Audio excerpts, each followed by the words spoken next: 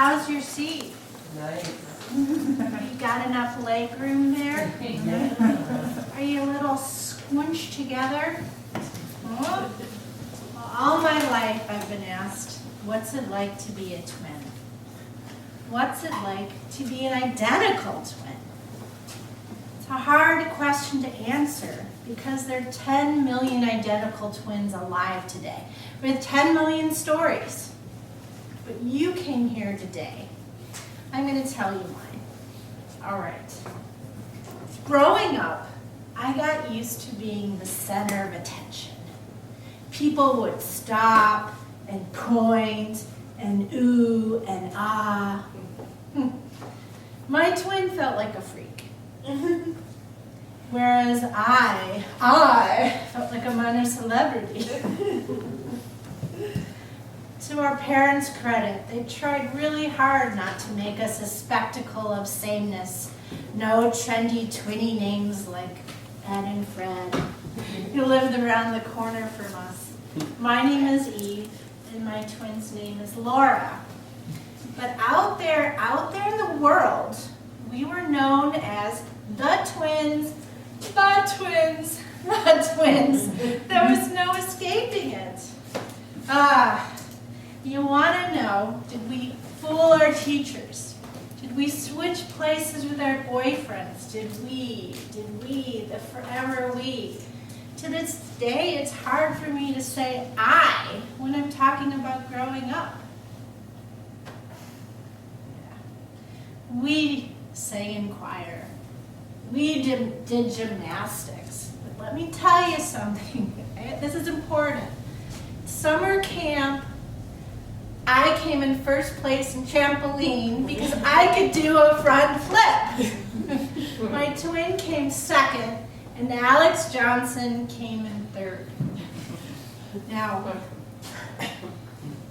we both liked Alex Johnson. Okay, and to my horror, Alex Johnson liked us both back. If you're out there, Alex Johnson, I'm single again. Well, in spite of our parents' efforts, it was really hard for me to know who I was beyond being a twin. And it was really hard for me to, even to this day, sometimes figure out who I am in my own baby pictures. You see, look, okay, I'm going to show you my forehead. My forehead is rounder, and my twins is more oval. At least that's how Mom could tell us apart. I don't know. And I don't know how many times I've stopped people before they make a fool of themselves and say, I'm sorry, you don't know me, you think you do. Please stop telling me your life story. I'm Eve. No problem. I'm used to it. I'm used to being the center of attention for being a twin, not for being me. Let me tell you, I like attention. I want attention. So I'm here tonight on this stage, controlling the gaze, bringing down the freak show, and stepping into a new role as me. Hey, Katie, can I get a little more light over here, please? Thank you. Well, at 23, I went to graduate school in Cambridge, Massachusetts. I went there to study expressive arts therapies. Now, I didn't know anybody. I took a leap of faith. I left Chicago. I left my twin.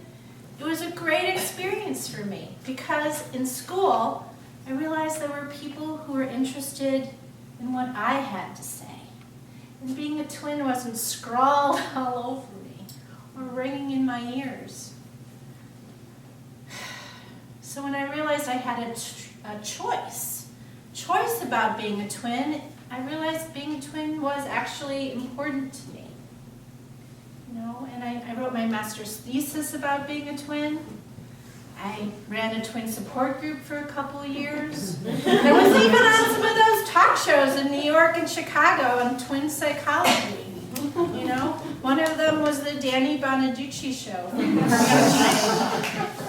And I swear, and on one of those talk shows, there was a parent of a twin who said, listen to this, twins share the same soul. No, absolutely not. Twins are separate people with their own souls.